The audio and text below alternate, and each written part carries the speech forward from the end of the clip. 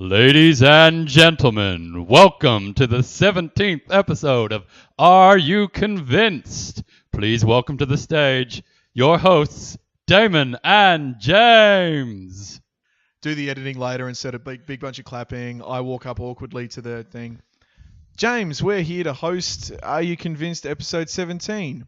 Wow, it's come around so fast. I can remember last episode, which was 2 weeks ago. Yeah, I would have said it was the weekly, the 17th weekly episode, but no, we haven't done it weekly. We stuffed up.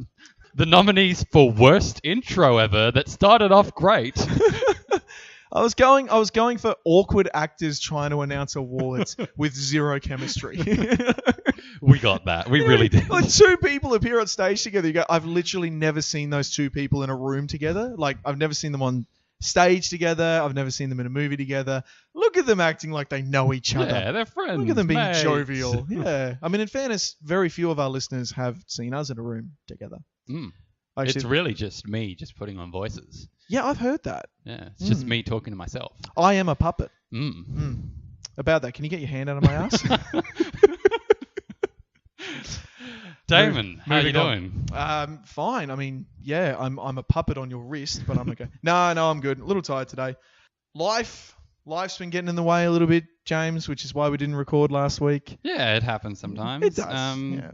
But we are still able to do. Our episode, regardless of whether we did it this week or last week, is Oscars and the snubs and the undeserved wins of the Oscars. It's a weird one because it's an event that happens like around our recording times and around our upload times. It's the kind of thing that if we did it last week, it would be, I wonder what's going to win. Whereas this week we get to talk about as if that won. Yeah, Do you know what I mean? exactly. Like, So it works either way. Yeah, exactly. Great. We could have snuck a cheeky one in last week, not Oscars related, but as I said, it was life, man. Life got in the way. So, we won't be talking about our lives. We'll be talking about the much more glitzy, glamorous Hollywood life. The ones we wish we could lead, unless they're Daniel Day-Lewis's. That man is crazy. We were talking about him off air, and we couldn't, like, I said to you, I'd heard somewhere he took a 5-year hiatus. Yeah. 5 years ago. So I'm really up to date. I'm really current. Man, Daniel Day is cray-cray. I guess the big question, Damon, did you watch the Oscars? No, of course I didn't.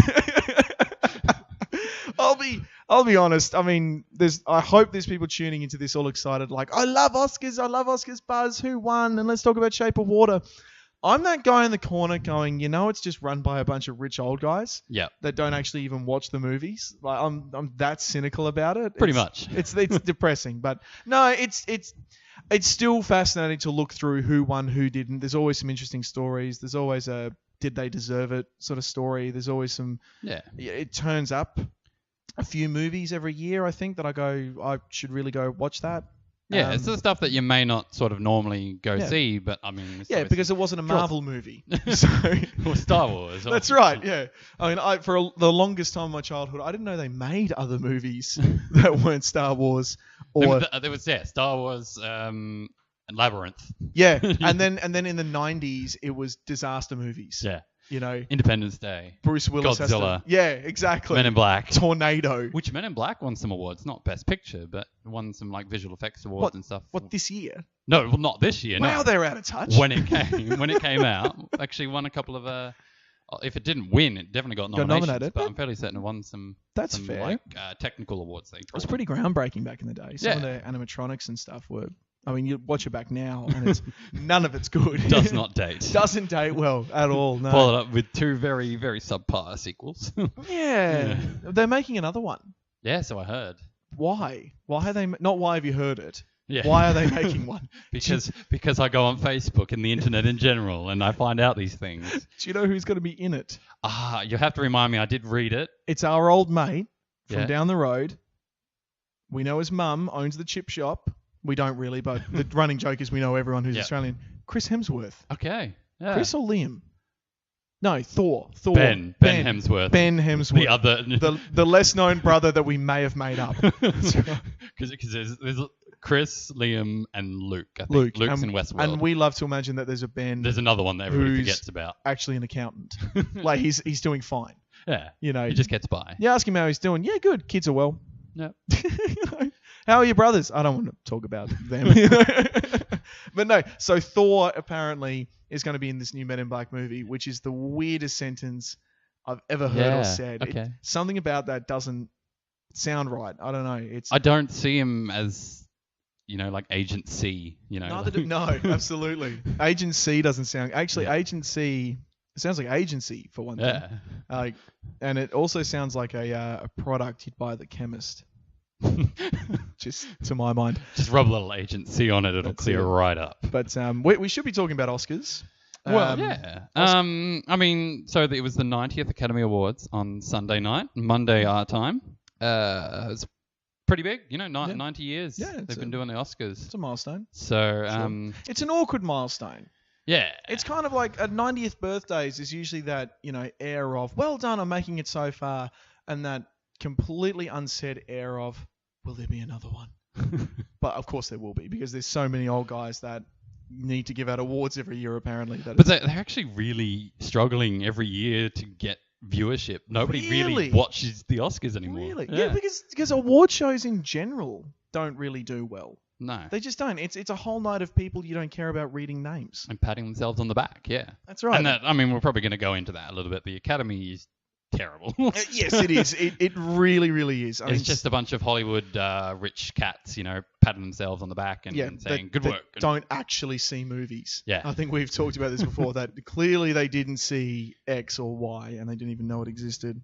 Best Picture winner? Shape of Water, a movie I have seen just the other it's probably about a month ago now, a few weeks anyway. I only just saw the trailer last night. Okay. This is one of those that, just through life getting in the way, James, and other things, and me being excited for other movies, totally slipped me by until it got Oscar buzz, and I'm like, wait, is that the one about the fish man? Yeah. Is it a mermaid or is it a fish man? And then someone told me, no, it's Abe Sapien from Hellboy. Yep.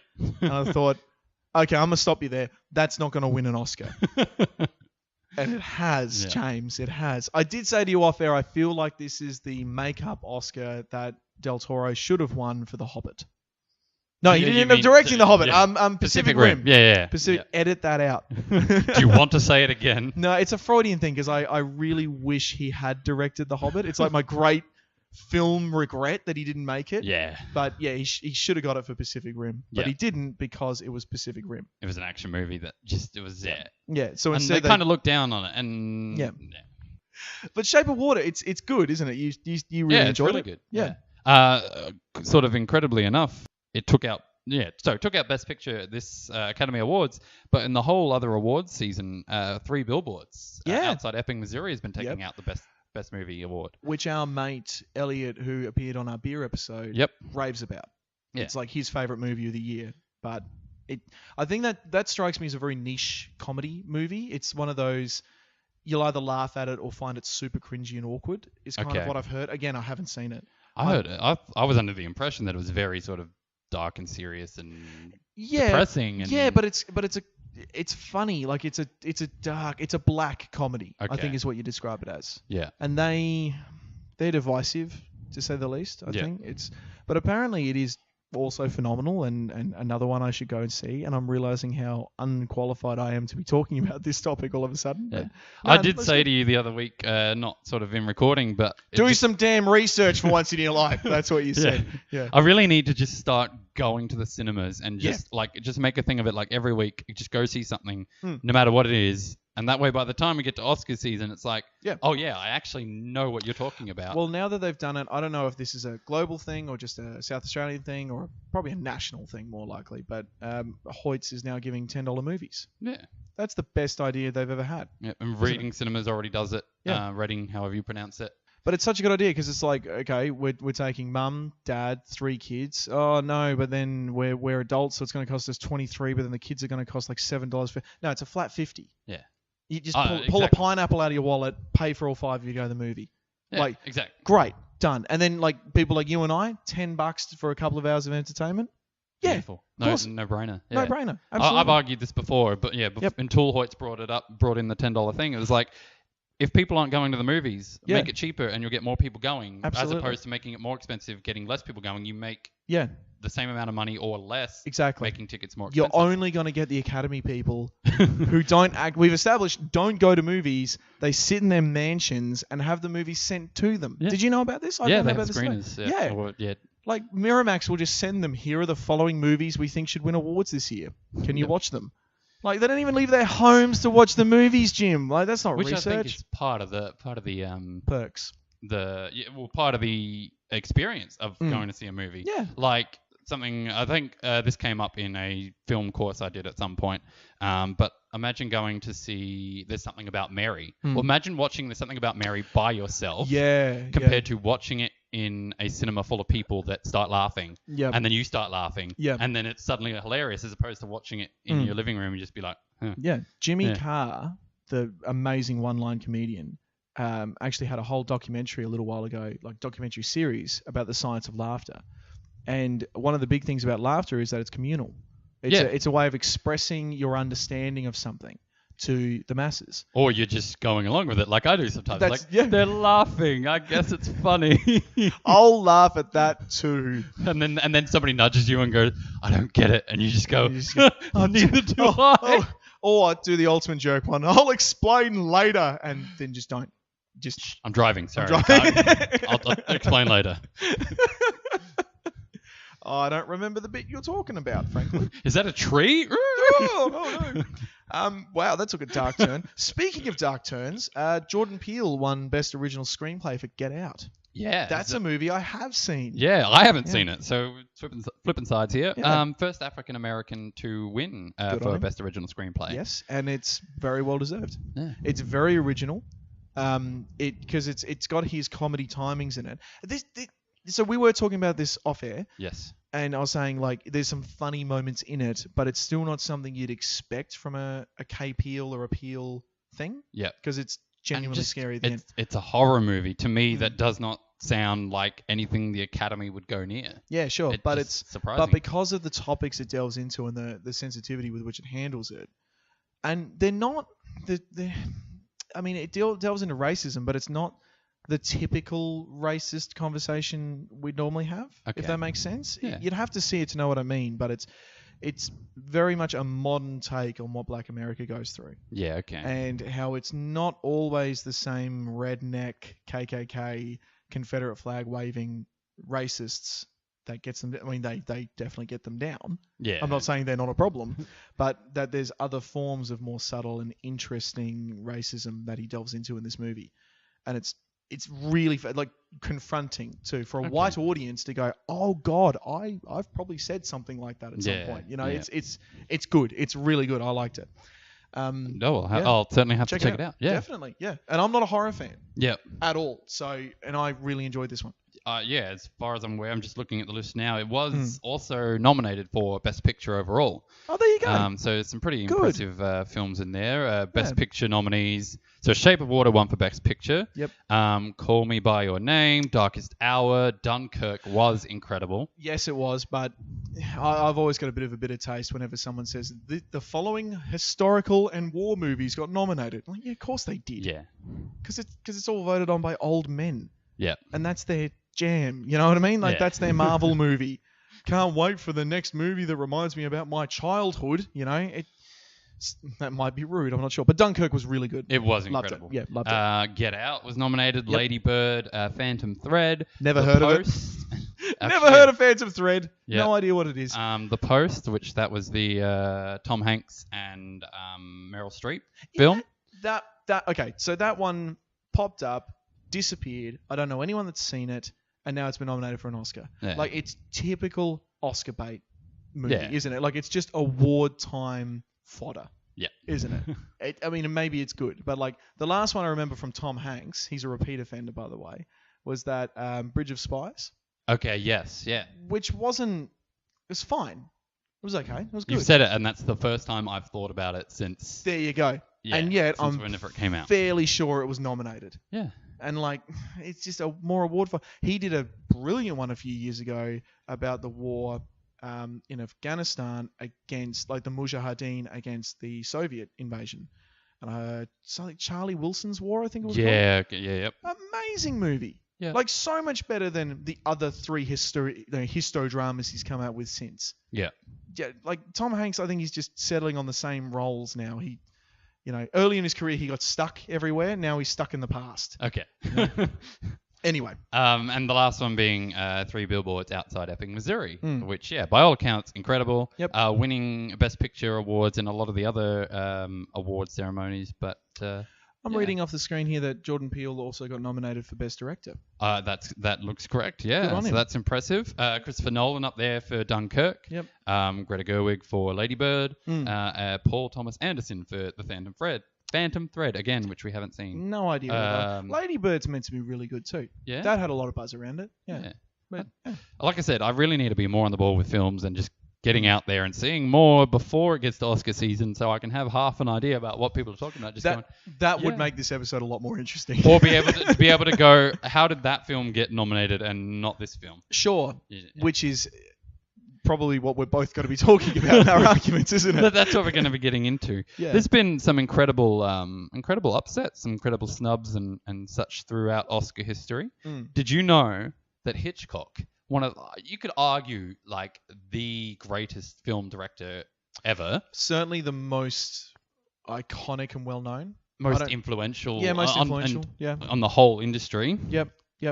Never won a Best Director Oscar.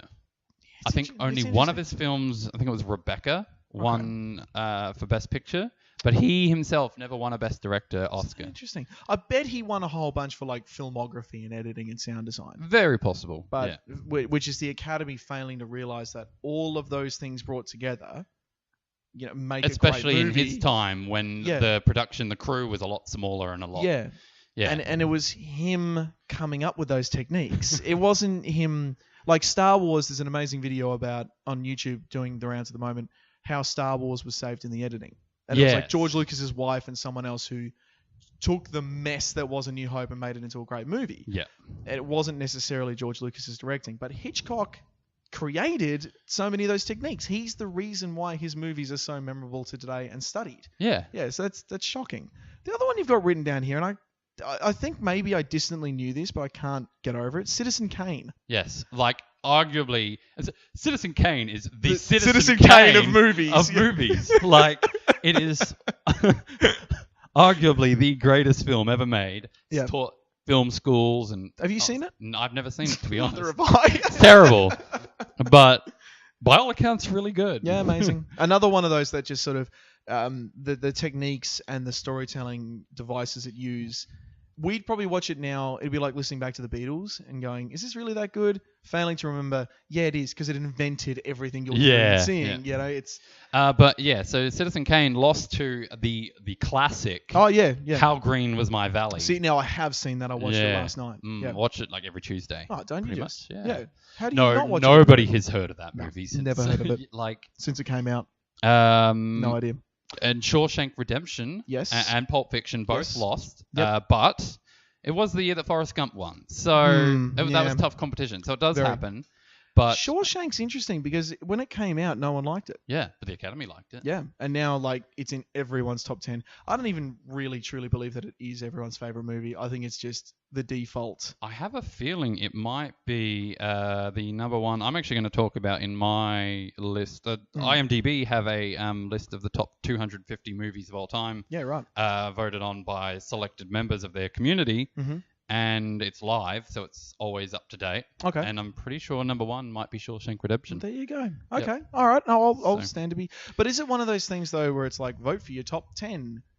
But I think the criteria they have on the people that can actually vote for those things is very... So it's not like somebody can just come on and go, The Last Jedi was the best movie ever, lols. No, but what I mean is like the Triple J Hottest 100 suffers from this sometimes, where you're not voting for your favourite movie, you're voting for your 10 favourite. So if 1,002 people put Shawshank as their number 10 favourite movie, and the poll is out of like 1,500 people... That's been voted on more times than any other movie. Yeah. But it's their 10th favorite. Do you understand what I'm saying? Like I wonder if that's. But I guess it's hard to really gauge. And could you accurately, do you think you could actually come up with a top 10 in order of what you prefer? Because surely you love movies for different reasons. Yeah, exactly. Yeah. And I've often said before too that some of my favorite movies are not the best ever made. Yeah. You know, because I like them not because of their quality, but because of what they mean to me. Jurassic Park is riddled with mistakes. Yeah. Riddled with them. And glaring oversights and scientific inaccuracies. I don't give a damn. It's my favorite movie ever. So, no, you're absolutely right. And, Shawshank is great, by the way. If 1,000 people said that Shawshank was a great movie, yeah, and only 950 said that X movie was, fantastic, then that means Shawshank surely is more universally accepted as a great film. Sound logic. Yeah, can't argue with that. But yeah, so clearly the Academy is just terrible at recognizing influences to the industry and what's really going to be the outstanding films that are still held in high regard in the future. They don't have a good eye for the future, do they? So many of the movies that have won just don't hold up. Exactly. Yeah. Like we're talking about Citizen Kane versus How Green Was My Valley. You don't know the other ones. Never heard of the other one. There's countless examples, but the Academy really, in particular, is terrible at animation. Yeah. Yep. Just like this year, do you want to tell people what happened this year in the nominations for Best Animated Picture? Boss Baby got nominated. Ferdinand the Bull got nominated. Yeah. Two instant animated classics. Oh, yeah. Can't wait to never show my kids them. Yes. What's the other one? We were looking at this list. So the list for Best Animated Feature, the nominees were Boss Baby, Breadwinner, Ferdinand, and Loving Vincent. Yep. So never heard of Breadwinner or Loving Vincent. No, but when we looked into them, we both agreed it's a travesty, and we should have heard about both of them. Yes. Yeah. And Coco, the Disney Pixar film. I don't know if it's a Pixar film. It's definitely a Disney film. I'm not sure. But took out I should know. That's just I'm disappointed in myself. It's your wheelhouse, man. Yeah. If there's one thing you're meant. It's a Pixar film. I know about sports. You know about kids movies. Yes, it is a Pixar film. There you go. But of course that took out the win for the year. Yep. Best Animated Feature. But what was Boss Baby doing on that list? What was Ferdinand doing on that list? We know exactly what we've talked about this, you and I privately. It's because that's the movie that the Academy judges took their grandkids to see. Exactly. That's the only thing they get a chance to see. It's because in the US, that's the big production companies, whoever it is that put out Boss Baby and Ferdinand, were able to mass distribute this to a wide American audience. That's right. Yeah. The kids would have dragged along their Academy grandparents or parents or whatever it might be. And it just eclipses everything else. And they just go, well, the kids love it, so that's going to get a nomination this year. Yeah. Whereas the other two we talked about, one's about a young girl in war-torn Afghanistan. Yes. Automatically better than Boss Baby and more important than Ferdinand. Yes. I haven't even seen it or know what it's about, and I can guarantee you it's better than both of them. And Loving Vincent is an animated biographical film about Vincent van Gogh. Yeah, one of the most influential artists of all time, one of the most tragic stories ever told. Yeah. I haven't seen the movie, and I already know that I want to. Yeah, exactly. I don't care about Ferdinand. I definitely don't care about the Boss Baby. Is John Cena the voice of Ferdinand? Yeah, he's Ferdinand. I don't care. So they're absolutely terrible at recognizing animation. The only, it's pretty much the Disney Pixar Awards. Studio Ghibli, has that ever been nominated? Studio Ghibli is the only other, outside of America studio, I think, that's ever been nominated. There you go. The only one that's ever won. They won for Spirited Away, I believe. Okay. In a year that Disney Pixar didn't release anything. Wow. Yeah. That's damning, isn't it? Yeah. Yeah. So it's the Disney Pixar Award, sometimes with a cameo from DreamWorks. Yeah. And they're just terrible. But it's because these Japanese films, Japan is the highest producer currently of traditional animation. Everything now is CGI, computer generated. They are the biggest producer of traditional style animation, and some of that stuff is just absolutely exquisitely beautiful. They're consistently putting out multiple films in a year that would be worthy of Oscars. But I'm not a Studio Ghibli guy, but I remember the first time I saw Princess Mononoke. Yeah. I couldn't believe it. I couldn't get over the quality. Yeah. And it's very animated. You can see the pencil lines. You can see the rough around the edges stuff. It's high quality, but it's not. What am I trying to say? It's not that edited smoothness that we're so used to with CGI stuff. Yeah. and it was insanely good. I couldn't believe it. Like, so as someone, as an outsider who actually watched one of these, Yes. there's no denying the quality. Yeah, but sorry, go on. No, that's all right. Yeah, so Japan releases all these animated films that would be certainly worthy of at least a nomination. Yeah. But they never make it, or rarely make it, have a very limited release in the US. Studio Ghibli gets distributed locally by Miramax, owned by Disney, an American company. Has half a chance of getting in front of the Academy, has potential to recruit famous names to actually dub the thing. Yeah. It wasn't was it who was in Howl's Moving Castle? A bunch of really famous people. Well, I mean, I'm sure there's famous people in all the Ghibli ones, but Howl's Moving Castle had something. Who was it? There was a guy in it that just shocked me when I read it. Batman, Christian Bale, I think might have been it. Or was it Keanu Reeves or someone like that? One of the Batmans. They're not the same people. We're looking it up. Okay. Christian Bale. Billy Crystal. Billy Crystal. Yeah. Wow, he's a name I recognise.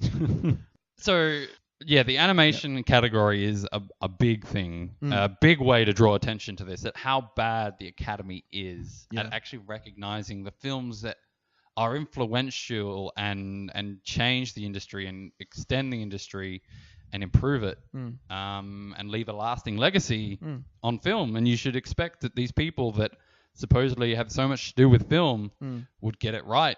You know, most of it, like at least half the time. Well, James, I'm convinced. That wasn't the argument. Was that not your argument? Oh, okay. No. That would have been a good argument, though. Yeah. I mean, I'm sure your actual argument will be good too. But I'm going to let you go first.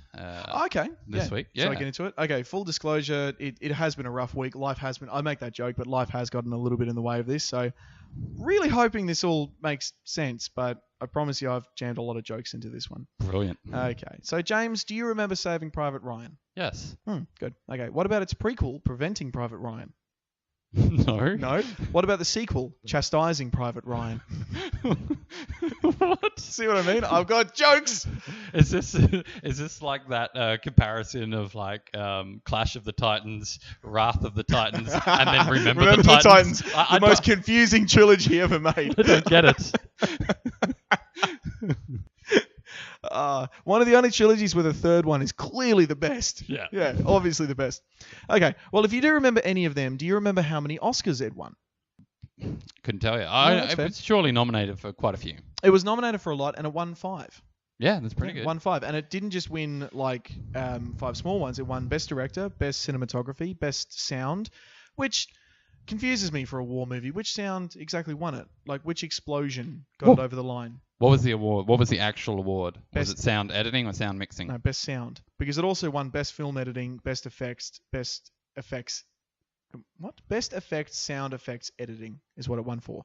But it actually won the award for Best Sound. Just sound. That explosion, that one explosion was just the most memorable, clearly. I feel like they've tried to change and clarify a little bit on what the awards actually are. Maybe because people were just like, what do you mean by best sound? Mate, I hope so, because that doesn't clear anything up.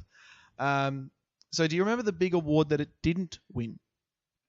Yes. Yeah. Yeah. The big award. The big one. What was it? Best Picture. It didn't win Best Picture. No. Yeah. Do you remember what did win? I do know what did win, but I'm gonna go, tell me, Damon, what won? I didn't want to turn this into a game show, but I could have apparently very easily. Shakespeare in Love. Yeah.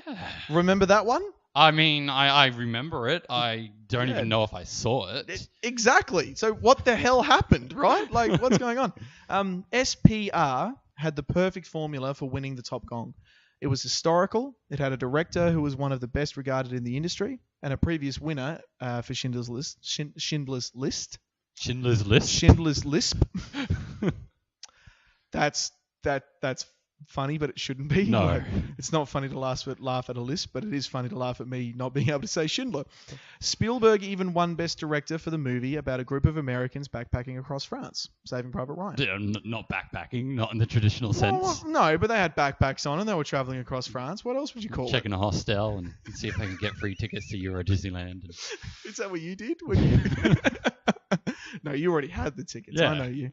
Interestingly, it was also only the second time the Best Director nod was not met with the Best Picture since 1989, when Driving Miss Daisy and Oliver Stone won Best Director, but Born on the 4th of July won Best Picture. Okay. That was the first time it happened. 1989. Isn't that's sort of surprising to me. That Yeah. sounds very recent for that milestone to have happened.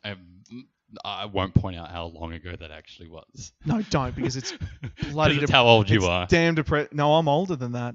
By like fractions. I was 88, end of 88. Yeah. Yeah. But the awards are at the start of 89. Yeah, so it was out when I was. How old is Tom Cruise then? Like he must. Not important. He sleeps in some cryogenic chamber, surely. He must. He has to. Yeah. That's really, like, biologically, he's now only like 32 or something. Yeah, I think I've seen Vanilla Sky. That's not his real face.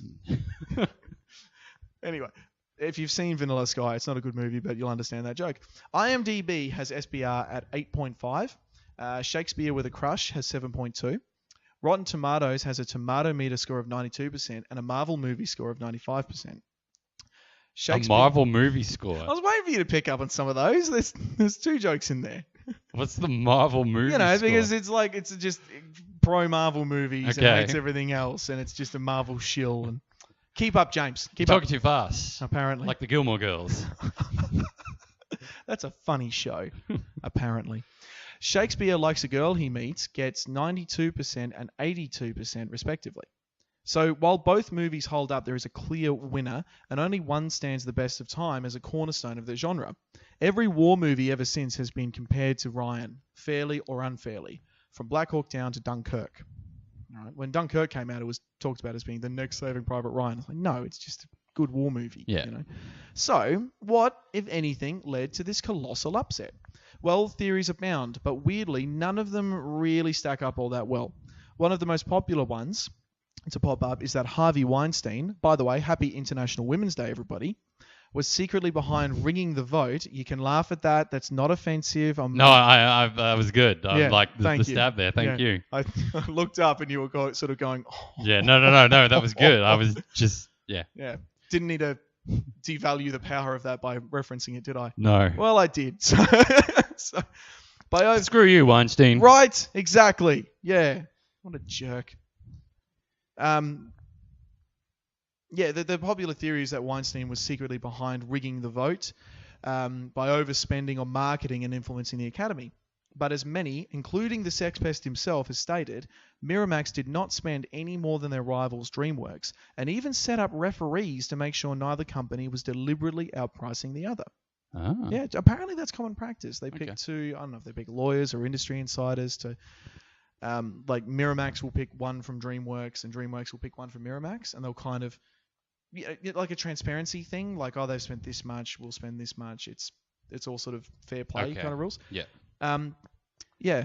But actually, just on that, have a look back at how many Miramax Weinstein productions have won it. Yeah. Have been at least nominated, if not won the award for Absolutely. Best Picture. But the point is, like, I think if you look through DreamWorks as well, I don't think they've been shafted either. Like, they've won a few. And Spielberg won it for Schindler's List, I think, the year previously, and also won Best Director. So he's not, I'm trying to say, he's not been left out in the cold here. He's won his share. The long-told story that Weinstein owns the Academy and routinely sends them personal copies of all the movies is completely true, but also not uncommon nor illegal. The truth is that Shakespeare Thinks This One Is For Real, Mum was...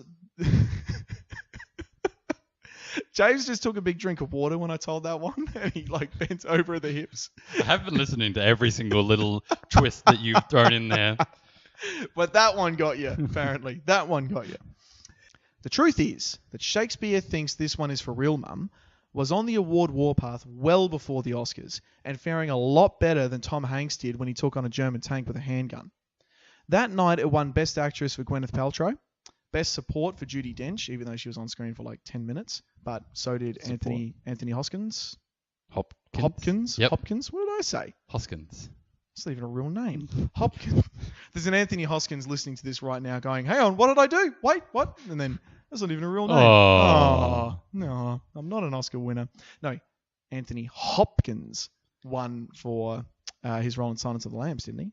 Okay. I think he did. Yeah, he was on screen for Sounds right. I'll believe you. If only we had enough money to hire a fact checker. That would be great. It's not written on the sheet, so it's not fact. It's not fact. It doesn't have it's not to be there. It's 100%. Not there. Could be falsifying that. It could be true. Exactly. But Who anyway, knows? so Keeps let's it just throw it interesting. out there. It sounds real. So what I'm trying to say is it won other awards that night, and it was clearly popular amongst the Academy. It didn't sneak up on anyone. It didn't come out of nowhere. It was getting big buzz too.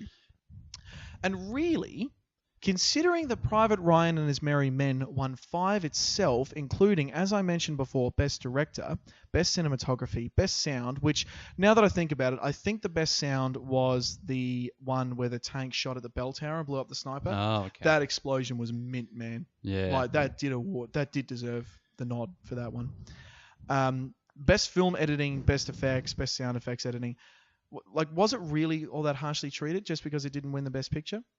We should also remember that, as we discussed earlier, it's by no means the biggest snub in the history of the Academy. There have been others that have let go, like Citizen Kane. We should also remember in this argument that what people actually say about saving Ryan's parents from a fourth telegram. And that is that it's also, oh, get stuff. That was the best joke in there. I'm letting you talk. I'm smiling to myself. Dig your own grave, man. Tell them all. People could be chuckling to themselves at home, and then you go and draw attention to it. And I know, and then I just depower the whole joke. But that one was my favourite, by the way. So, can you imagine? Like, they would send a telegram for each deceased son. So can you imagine that poor guy that rocks up, Mrs. Ryan, I've got a telegram for you. Oh, I know, it's sad, it's awful. But hang on, there's another one in here. Maybe it'll lift your mood. Oh, no. Oh, I'm sorry. I'm hesitant to say, but there is a third one. Do you want me to? No, I'll go. It's okay. I'll leave. I'll get off your porch. I'm just going to leave this one right here, So saved him from a fourth one of those. What people usually say about it is that it's also considered just another Oscar bait histodrama with a slow, meandering pace and an unsatisfying runtime. I guess what I'm trying to say, Jim, is that saving Ryan from Purgatory was not robbed. It won 5 very well-deserved Oscars from the same people who nominated... How's this for a list, by the way? From the same people that nominated Borat for Best Adapted Screenplay. Oh, wow. Yep. The Adam Sandler time travel / ad for Universal Remotes movie Click for Best Makeup. Okay. I haven't seen it to know if there was good makeup. I have. There is makeup in it, but I'm still stunned to even hear that in a sentence about Oscars. Okay. Yeah. The King's Speech got put up against Inception and The Social Network. Mm-hmm. Guess what award it was up against those two things for? For Best Picture? No, sound editing. Oh, okay. But I'm pretty sure there was. It was up there for Best Picture and it deserved to be for Best Picture. Best Picture. Fine. Sound editing? The Social Network had Trent Reznor turning the rain on the window outside into music. That's not even a fair field, is what I'm trying to say. There's another really weird one that I found here too. A 1978 beekeeper movie called The Swarm. Okay, remember it's about beekeepers. That was nominated for Best Costume Design. Okay. What do you reckon all the costumes were, Jim? Beekeeper costumes? Yeah, but they were really well put together. They looked like beekeeper costumes. Really brought you into the moment. Absolutely. Yeah, I believe that guy was a beekeeper. Yeah. Probably. Not the costume. His acting was terrible. I mean, he probably was actually a He was beekeeper. like, "Come here, Fido. Come here, boy." Oh, sorry. You're not a dog. You're a bee. No bee has ever been called Fido. Never. Terrible actor. I told you, but the costume sold it. And he brought it himself. What am I meant to do? Send him home? We laud the Oscars as the be-all and end-all of movie criticism and praise, but these people pick and choose some weird-ass stuff to enjoy. It's no surprise to me that one historical movie beat another for Best Picture. And really, I'm actually not that annoyed. Think of it this way. Long, slow-paced movie in which American soldiers rescue an American soldier and not a crying French girl was beaten by a funny, mood-lifting, and stunningly wardrobed original story about Shakespeare. Yeah, okay. Is that the worst thing in the world? Really? James, have I convinced you that it's really not that weird that Shakespeare, in a bit of trouble, but it's okay because we're in love and keeping it, won Best Picture over one man's life is more important than 7? You're really proud of that, aren't you? I'm so proud of both More of those. proud of that than your whole argument. Yeah, I am. Yeah, I put more time into the jokes than I did into the argument. You don't even care what I say. No, but go on. Do you take my point that By all accounts, we look at it and go, Best Picture seems to have a greater premium than winning 5 really well-deserved awards. Yeah. If that makes sense. Like, really, any other year we'd say, wow, Saving Private Ryan cleaned up. Yeah. And everyone sort of talks about Shakespeare in Love as being this random one that just snuck in and won that one award. It won heaps of awards that night. It was loved. By all accounts, it's a great film. So that year it was just tough competition, much That's right. like when we were talking about before with Shawshank Redemption and Pulp Fiction. That's right. In the same year that Forrest Gump came out. I mean, I'm absolutely not saying that we're putting Shakespeare in Love in the same category as either of those two movies. But it's just the year that you come up and what you come up against. And the Academy liked it. Yeah. This is what we're... And it's, I guess, not to say that, by any means, Private Ryan is not a bad movie. No.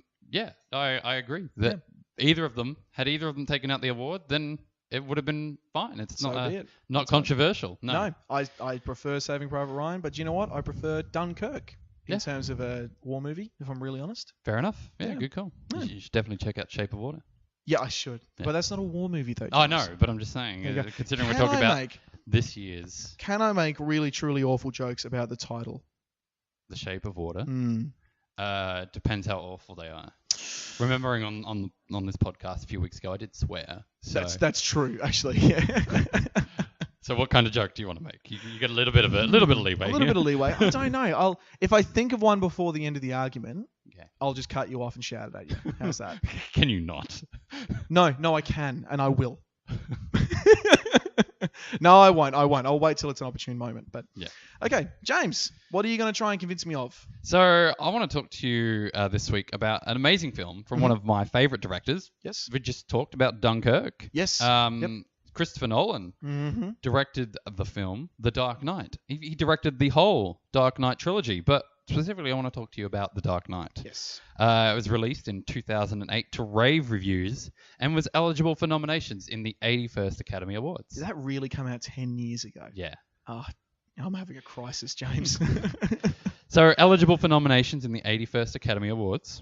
Astoundingly, wasn't even nominated in the prestigious Best Picture category. Really? Not even a nomination. Didn't even get a look in. No. That's incredible. So, of course, you'd be familiar with the movie. Yes. Yep. But for the sake of our audience, and perhaps more just to flesh out my argument for the week, sure, I'm going to talk about how great the film is. Please do. I'm not adverse to hearing about this great movie for a bit. So it's the sequel to 2005's Batman Begins. Easily the best film in the trilogy. Yep. Arguably the greatest superhero comic book movie ever made. Arguably. I would probably agree. Yeah. It's a hard one to argue against. I'm sure there are people out there that... You could easily... put it up there in your top 3, I think, for best superhero comic book movie. Yeah. Upon its release in July of 2008, the film was heralded as a cinematic masterpiece. It pulled a box office taking of over $1 billion on a budget of $185 million. That's a pretty good profit margin. I thought of one. Shape of Water. The Shag in Water. That you interrupted me for that. Yeah, I did. Don't worry, there's more coming. Okay. Sorry. Box office takings. That's what the Fishman said.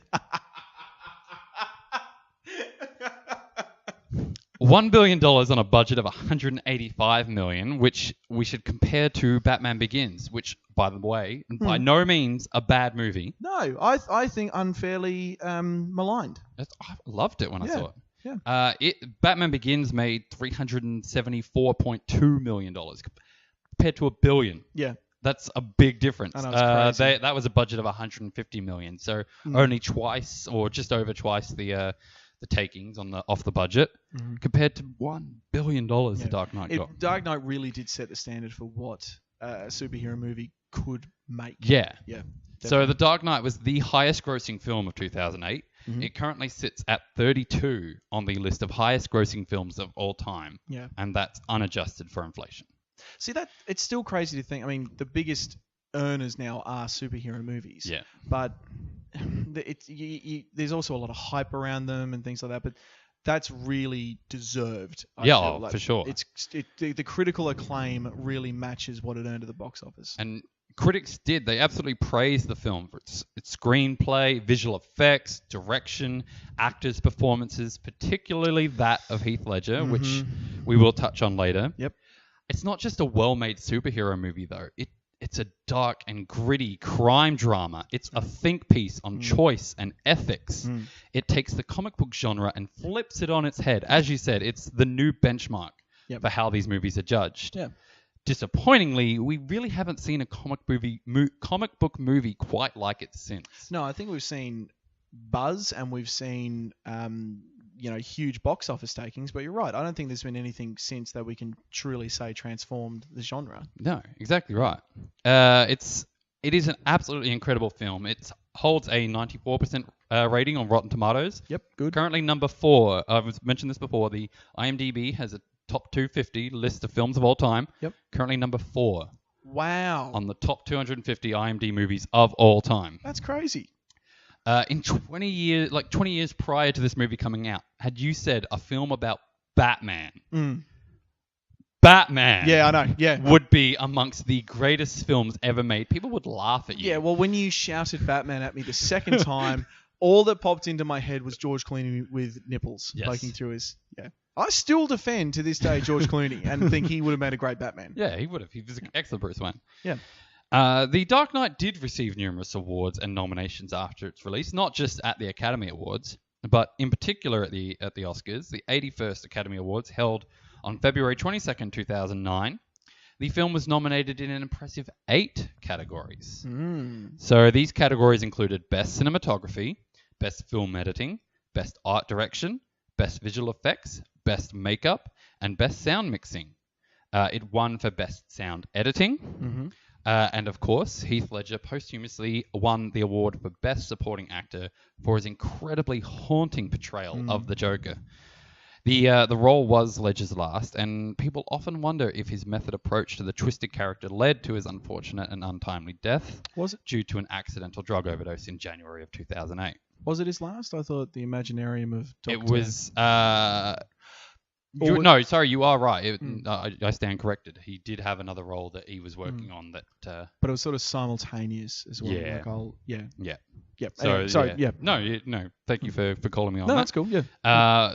Anytime, James. Anytime you make a mistake, I'm happy to tell you I'm you're happy wrong. to be there. Yeah. But whatever the case, his turn in the role was spectacular and certainly one of the strongest parts of an already strong movie. Yes. So with 8 Oscar nominations, 2 wins, it's not like it was completely snubbed and unrecognized by the Academy. But surely the film deserved, at the very least, a nomination for the highest honor of the night. Yeah. Best Picture. Yeah. The nominees that year were The Curious Case of Benjamin Button, Okay. Frost Nixon, Milk. Oh, see, Frost Nixon was good. I did like that. Milk, and The Reader, with Slumdog Millionaire taking home the Golden Statue.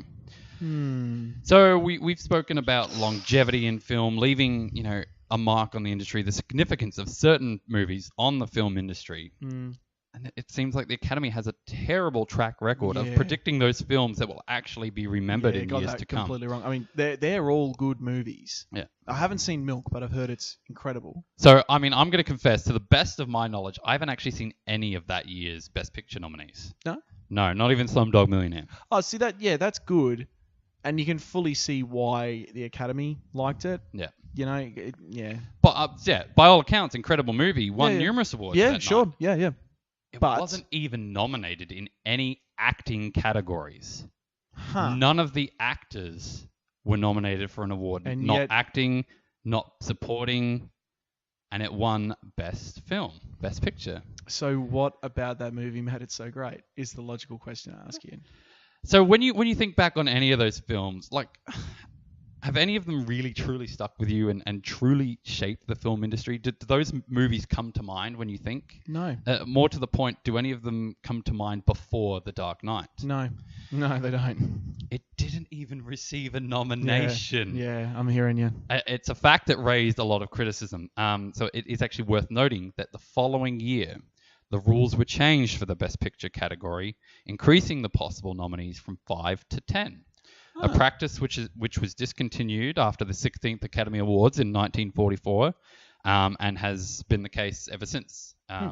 They brought it back in almost 10 years ago. Okay.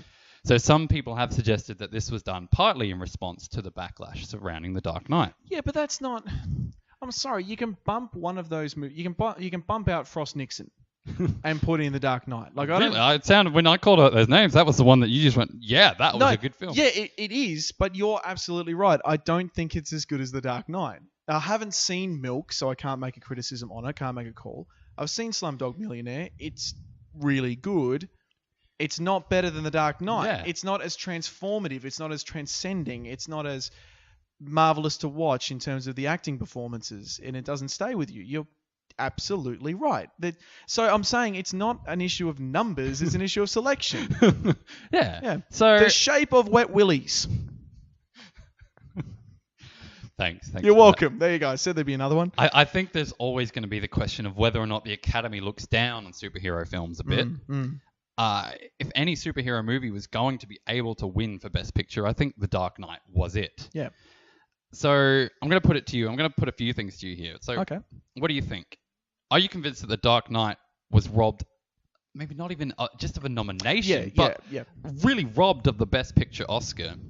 I will say it was robbed of a nomination. Yep. I think that's disgraceful, as you've so eloquently put. Yep.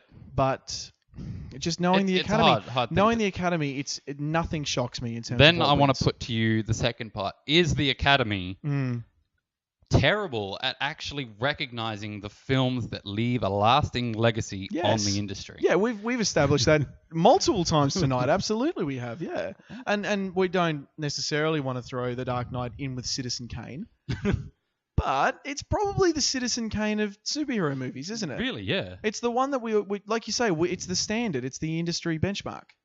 I was just astounded when I found out it wasn't even nominated. No, that's a joke. But yeah, we can't complain too much. 8 nominations that award ceremony. 8.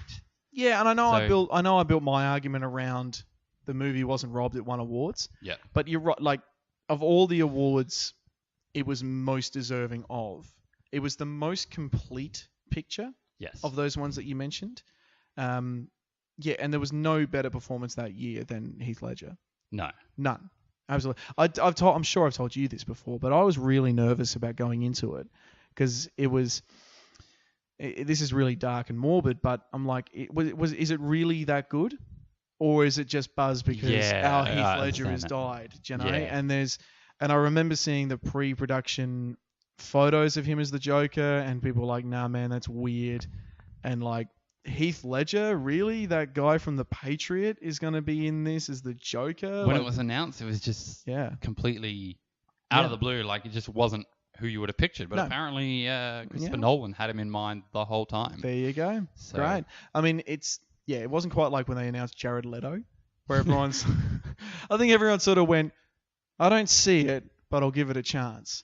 With Heath Ledger, it was just like, nah. I don't see it at all. This isn't happening. Yeah, and then Jared Leto did it, and everyone's like, yeah, I still don't see it. No. I still don't get it.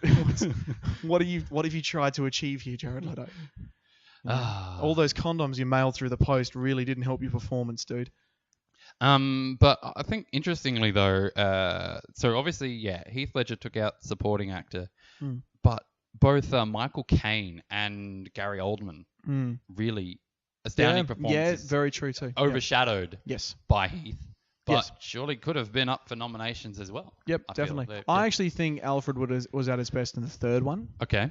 That bit where he's talking about, like, I've loved you since I first heard your cries echo through this house. Yeah. Like, stop it, Alfred. I'm not crying, you're crying. Do you know what I mean? Shut up. Yeah, shut up. No, I'm not overly sensitive.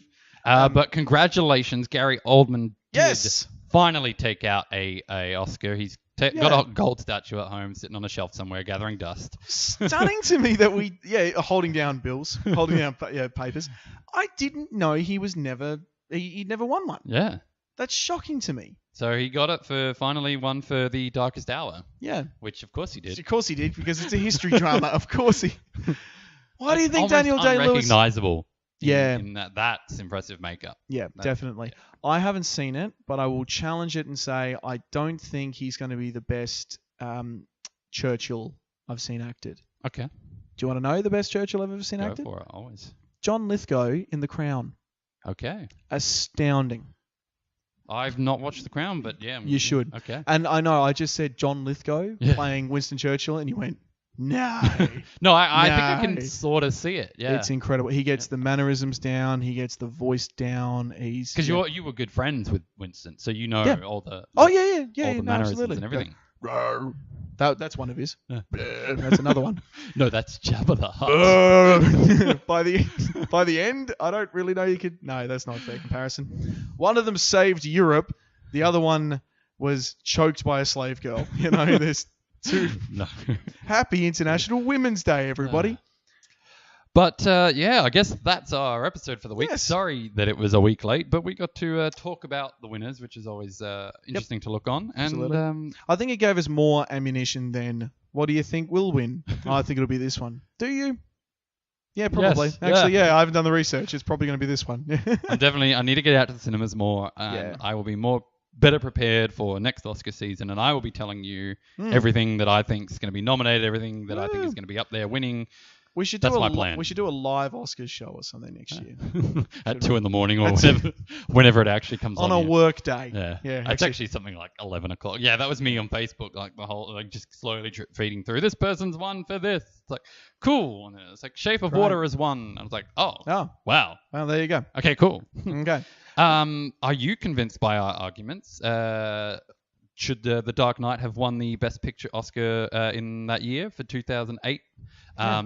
What do you think about Saving Private Ryan versus Shakespeare in Love? I mean, I'm sure everyone disagrees with me, but I'm not trying to say that Shakespeare in Love was more deserving or anything. I'm just saying for the Academy, it was just about even. Either one, you would go either way. Yeah. You'd probably argue, in an alternate universe, Yeah. Damon is currently arguing that Saving Private Ryan maybe was deserving of the win and Shakespeare in Love shouldn't have lost. Yeah, absolutely. Who knows? know? Yeah, and like we say, the Academy doesn't know what lasts. Yeah. Doesn't know it stands the test of time. So take that out of your thinking, and yeah.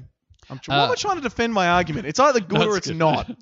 Anyway. What do you think is the biggest Oscar snub? Or was there an Oscar win you think wasn't deserved? Yeah, Please let us know in the comments or on our social media accounts. Absolutely. Those social media accounts are Twitter and Instagram at Are You Convinced.